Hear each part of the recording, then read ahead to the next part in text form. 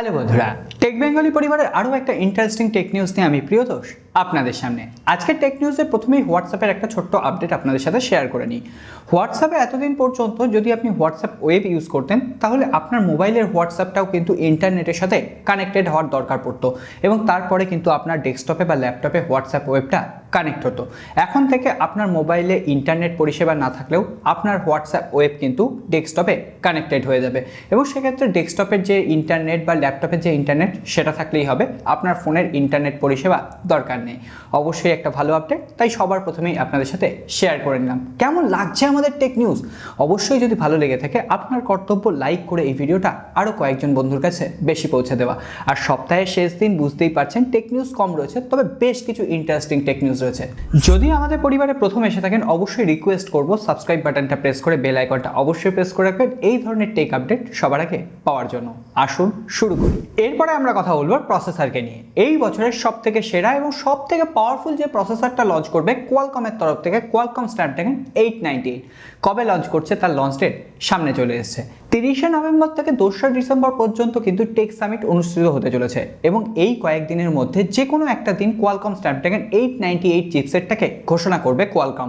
এখন দেখা যাক কোন স্মার্টফোন কোম্পানি সর্বপ্রথম কোয়ালকমের এই লেটেস্ট এবং ফ্ল্যাগশিপ লেভেলের চিপসেট দিয়ে স্মার্টফোন লঞ্চ করে।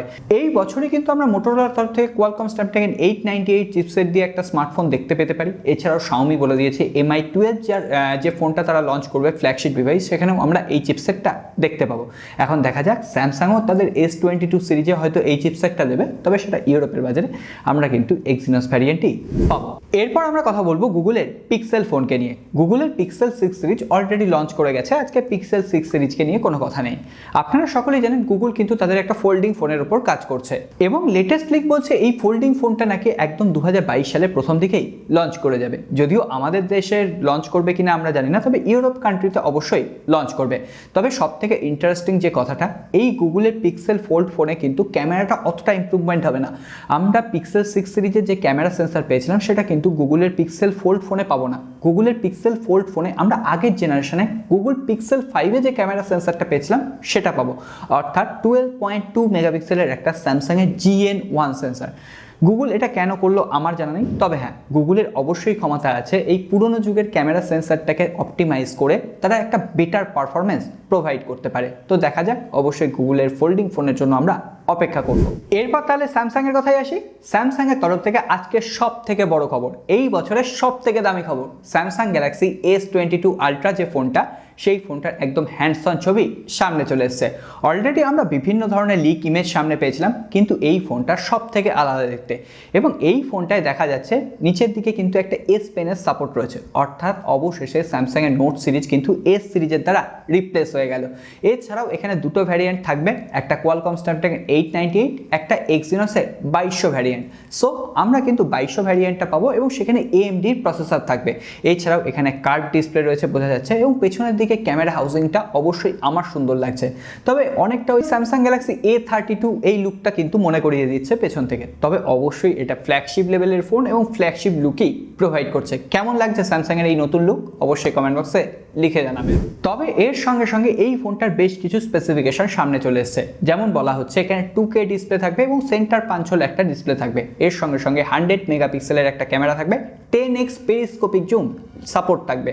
অবশ্যই একটা বেটার ক্যামেরা অপটিমাইজেশন আমরা এখানে দেখতে পাবো। দেখা যাক এই ফোনটা কত দামে আসে। অবশ্যই এই ফোনটা কিন্তু আইফোন 13 সিরিজের আইফোন 13 প্রো ম্যাক্সের ফোনটা, সেই ফোনটাকে সরাসরি কম্পিট করবে।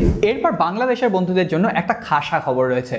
বাংলাদেশে একের পর এক স্মার্টফোন কিন্তু লঞ্চ করতে চলেছে। অলরেডি আমি বলে দিয়েছি রিয়েলমির তরফ থেকে 5টা ডিভাইস কিন্তু লঞ্চ করতে চলেছে। ঠিক তার দুদিন পর অর্থাৎ 10ই নভেম্বর ইনফিনিক্সের তরফ থেকে বাংলাদেশে লঞ্চ করতে চলেছে ইনফিনিক্স নোট 11 প্রো। মিডিয়াটেকের হিলিও G96 প্রসেসর রয়েছে, 120 হার্টজের IPS LCD প্যানেলের ডিসপ্লে রয়েছে। অবশ্যই একটা ভালো স্পেসিফিকেশান দিয়ে ভালো ফোন কিন্তু লঞ্চ করতে চলেছে। 64 মেগাপিক্সেলের ক্যামেরাও রয়েছে। তো সেক্ষেত্রে এই ফোনটার প্রাইস পয়েন্ট বাংলাদেশের বাজারের জন্য ধরা হচ্ছে ওই 15 থেকে 18,000 টাকার মধ্যে। সো দেখা যাক এই প্রাইস পয়েন্টে যদি ইনফিনিক্স এই ফোনটাকে বাংলাদেশের মার্কেটে লঞ্চ করতে পারে অবশ্যই ধামাকা হয়ে যাবে, কারণ ইনফিনিক্স সত্যিই এখন ভালো কাজ করছে।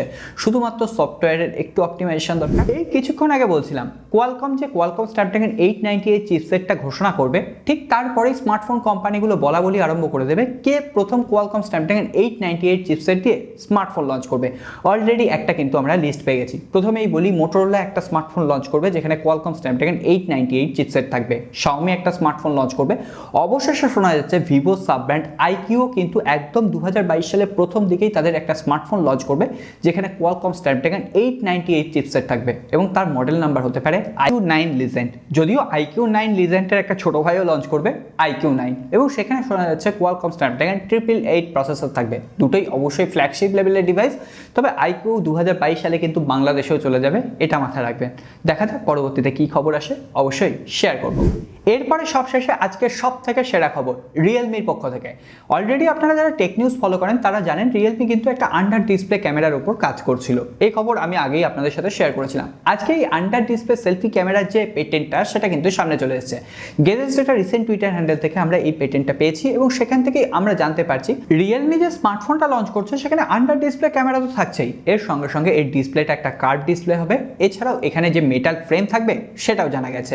সো এখন দেখা যাক একটা জিনিসে ধন্ধ থাকছে, রিয়েলমি এটা মোটামুটি মিড বাজেটের কোনো ফোন আনবে নাকি ফ্ল্যাগশিপ ডিভাইসে এই আন্ডার ডিসপ্লে সেলফি ক্যামেরা আমরা দেখতে পাবো। কারণ মিড বাজেটের ক্ষেত্রে আমরা জেটি অ্যাকশন 30 বা 30 প্রোকে দেখেছি কিন্তু মোটামুটি ওই 25 থেকে 30,000 ইন্ডিয়ান প্রাইস কারেন্সিতেই কিন্তু তারা জেটি অ্যাকশন 30 প্রো ফোনটা লঞ্চ করেছিল যেখানে আন্ডার ডিসপ্লে সেলফি ক্যামেরা আমরা পেয়েছিলাম। এখন রিয়েলমি এটা কোন বাজেটে আনতে চলেছে সেটাই এখন দেখার বিষয়। সো বন্ধুরা, আজকের টেক নিউজ আপাতত এই পর্যন্তই। কেমন লাগলো টেক নিউজ পর্ব অবশ্যই জানাবেন। ভালো লাগলে একটা লাইক করে দেবেন আর নতুন বন্ধু হলে সাবস্ক্রাইব করে বেল আইকনটা অবশ্যই প্রেস করে রাখবেন। আপনারা চাইলে আমাদের সোশ্যাল মিডিয়া প্ল্যাটফর্মগুলোতে ফলো করতে পারেন, ফেসবুক, টুইটার আর ইনস্টাগ্রাম। ফেসবুকের ওপর কিন্তু একটা গিভঅ্যাওয়ে আসছে, হ্যাঁ ওটাতে ইনস্টাগ্রামেও একটা কিন্তু ভূমিকা থাকবে। সো আপনারা সোশ্যাল মিডিয়াগুলোতে একটু ফলো করে নেবেন। এরপর আসবো এক বন্ধুর কমেন্ট পর্বে। গতকালের পর্বে কমেন্ট করেছেন এক বন্ধু এমডি আশিক ভাইয়া, বাংলাদেশ থেকে বলছি। অনেকদিন কমেন্টস করে উত্তর পাইনি, আশা করি আজকে পাবো। এই সময় Redmi note 10s 6GB 64GB unofficial 17,990 টাকায় কেনা ঠিক হবে নাকি 18,000 টাকায় অন্য কোনো ফোন নেব, প্লিজ বলবেন। প্রথমেই বলি, হয়তো আমি সমস্ত বন্ধু রিপ্লাই দেওয়ার চেষ্টা করি, দু একজনের কমেন্ট হয়তো বাদ পড়ে যায়, তাদের জন্য অবশ্যই ক্ষমা চেয়ে নিচ্ছি।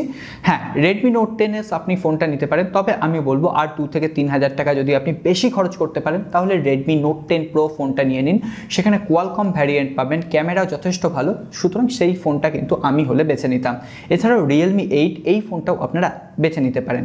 আশা করি উত্তর দিতে পেরেছি। আজকে আর কোনো কথা বাড়াচ্ছি না, দেখা হবে আগামী পর্বে।